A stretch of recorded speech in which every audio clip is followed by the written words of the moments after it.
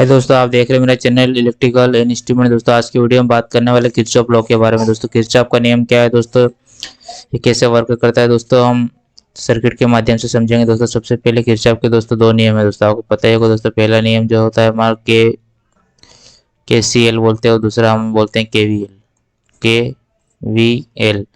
KCL का मतलब होता है किरचॉफ करंट लॉ और किरचॉफ वोल्टेज लॉ। दोस्तों इसका फुल फॉर्म है Kirchhoff voltage law, Kirchhoff current law. दोस्तों और सबसे पहले हम नियम के बारे में बात करेंगे जो उसको फर्स्ट लॉ भी बोलते हैं। दोस्तों इसको फर्स्ट लॉ भी बोलते हैं और इसको सेकंड लॉ भी बोलते हैं। दोस्तों जो फर्स्ट लॉ है हमारा किरचॉफ KCL के बारे में समझेंगे। दोस्तों KCL Kirchhoff current law. Kirchhoff current law बोलता है कि जैसे कि कोई भी नोड है दोस्तों, इसमें आने वाली धारा की कोई दो धारा आ रही दोस्तों, और ये तीन जाने वाली। दोस्तों जाने वाली को हम एरो के माध्यम से डिनोट करेंगे दोस्तों, जैसे कि ये आने वाली धारा है।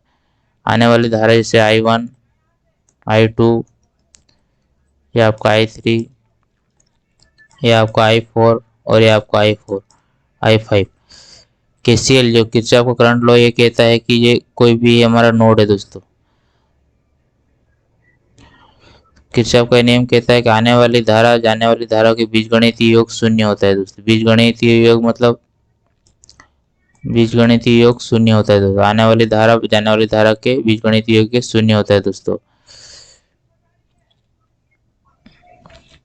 जो धारा हमारी आ रही है I1 और I2, जो धारा हमारी आ रही है वो जाने वाली धाराओं के बराबर होगी। कुल मिला के कहने का मतलब है कि जो हमारे I1 है, I1 प्लस I2 दोनों को अगर प्लस करें हम तो हमारी जो I3 है, I3 plus I4 plus I5 इन धाराओं के बराबर होगा। दोस्तों अगर दूसरी इक्वेशन के हिसाब से हम देखें तो जो हमारा I1 है, I1 प्लस अगर हम I2 करें तो ये minus I3 minus I4 minus I5। अगर हम I1 और I2 को प्लस करेंगे और इसमें माइनस कर देंगे I3 I4 I5 तो ये लगभग जीरो हो जाएगा। दोस्तों दोनों इक्वेशन लगभग बराबर हो जाएगी। ये किरचॉफ का फर्स्ट लॉ कहता है। दोस्तों अब सर्किट के माध्यम से समझेंगे। सर्किट की जो भी हमारा जैसे कि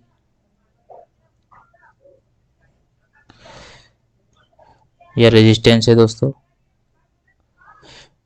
और यहाँ पर कोई नोड है दोस्तों, ये जैसे कि नोड है दोस्तों। नोड में हम यहाँ पर फिर हम बात करेंगे ये R3, ये R4, ये R5, ये R6 ये रेजिस्टेंस लगे दोस्तों, और ये हमारे सोर्स है बैटरी वोल्टेज।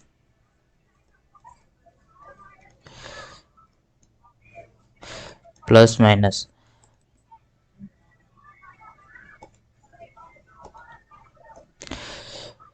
सपोज करो दोस्तों ये हमारा मेन पॉइंट है जीरो, नोड बोलते हैं इसको। आने वाली धारा ये आने वाली धारा है दोस्तों, इधर है R1, ये R2, ये R3, ये R4, ये R5 और R6।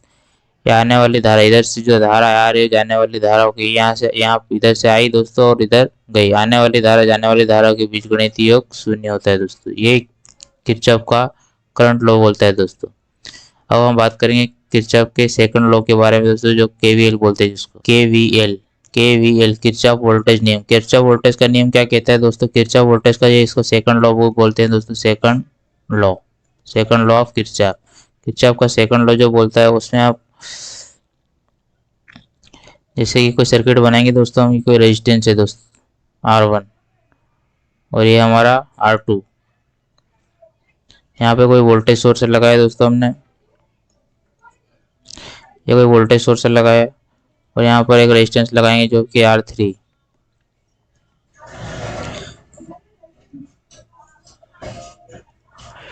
यहाँ पर भी एक वोल्टेज सोर्स लगाएंगे और ये सर्किट हमारा कंप्लीट हो गया दोस्तों। तो वोल्टेज जो सेकंड लॉ बोलते हैं किरचॉफ को, सेकंड वोल्टेज को एक बंद परिपथ में, एक बंद परिपथ है दोस्तों, बंद परिपथ में जैसे कि वोल्टेज है दोस्तों प्लस माइनस ये वोल्टेज है हमारा। यहाँ पर हम सर्किट R3 या R1 R2 ये V1 और ये V2। किरचॉफ का वोल्टेज का नियम जो बोलता है कि जो R1 R2 R3 जितने भी हमारे जो वोल्टेज सोर्स है, वोल्टेज सोर्स के बराबर हो जाएगा वोल्टेज ड्रॉप। वोल्टेज ड्रॉप मतलब जो वोल्टेज ड्रॉप हो रहा है दोस्तों, वोल्टेज ड्रॉप कहाँ कहाँ हो रहा है, R1 R2 और R3 में जो वोल्टेज ड्रॉप हो रहा है दोस्तों, वो हमारा V1 और V2 के बराबर हो जाएगा दोस्तों। मतलब वोल्टेज सोर्स के बराबर, इन वोल्टेज सोर्स के बराबर वोल्टेज ड्रॉप हो जाएगा दोस्तों। जैसे इसकी इक्वेशन जैसे देखा जाए तो V1 प्लस V2, इन दोनों का अगर सम करें V1 और V2, तो हमारा R1 plus R2 plus R3, इन तीनों को अगर सम किया जाए तो ये हमारे V1 और V2 के लगभग बराबर हो जाएगा दोस्तों। दूसरी इक्वेशन देखा जाए तो V1 plus V2 minus R1 minus R2 minus R3, ये दूसरी इक्वेशन बनती है। अगर वोल्टेज सोर्स V1 V2 को अगर प्लस किया जाए तो R1 R3 तीनों को माइनस किया गया तो हमारे जो, सपोज करो दोस्तों कि जैसे कि ये हमारा कोई भी, जैसे कि आपको दे दिया कि 10 वोल्ट है दोस्तों, इसका सोर्स वोल्टेज 10 दे दिया दोस्तों, और ये भी हमारा 10 वोल्ट है दोस्तों। R1 R2 की वैल्यू आपको दे दी, ये 6 ओम है हमारा है और ये 5 ओम है दोस्तों।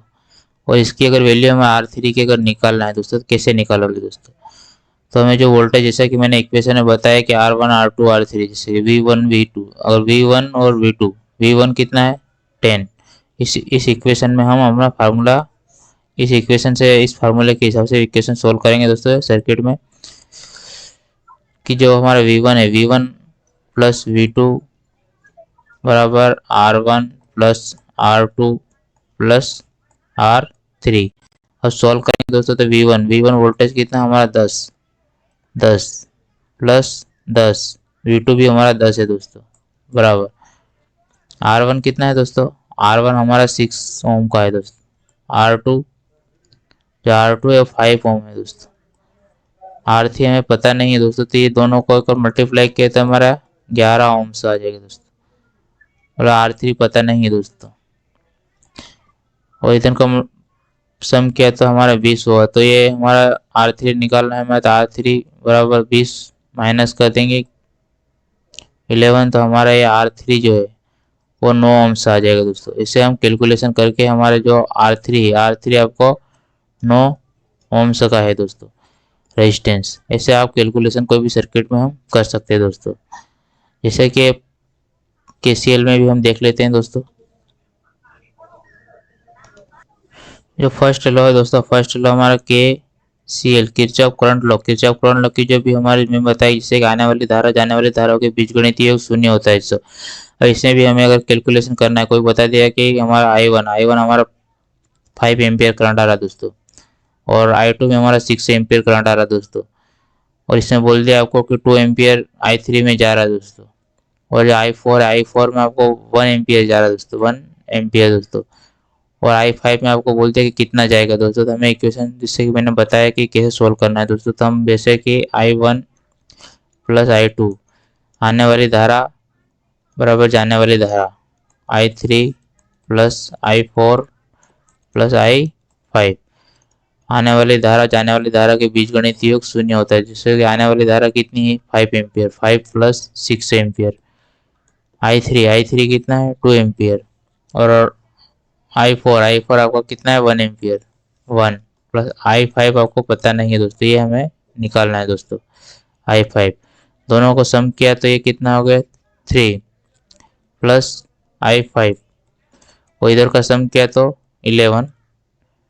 तब क्या करेंगे, जैसे I5 निकालना है तो I5 आगे आ जाएगा, और ये 11 में से 3 माइनस हो जाएगा तो आपका I5 हो जाएगा आपका 8 एम्पियर दोस्तों। इससे आपको ये समझ में आता होगा कि आने वाली धारा जाने वाली धारा के बीजगणितीय योग शून्य होता है, जैसे कि यहाँ पर 5 एम्पियर और 11 दोनों को सम किया तो कितना है 11 एम्पियर, हमारी इन 11 एम्पियर हमारे नोट पे आया है दोस्तों। आने वाली धारा 11 एम्पियर आई दोस्तों, और जाने वाली धारा कितनी हुई दोस्तों 2 ampere plus 1 ampere, 1 ampere plus जैसे कि अपना निकला अभी 8 एम्पियर।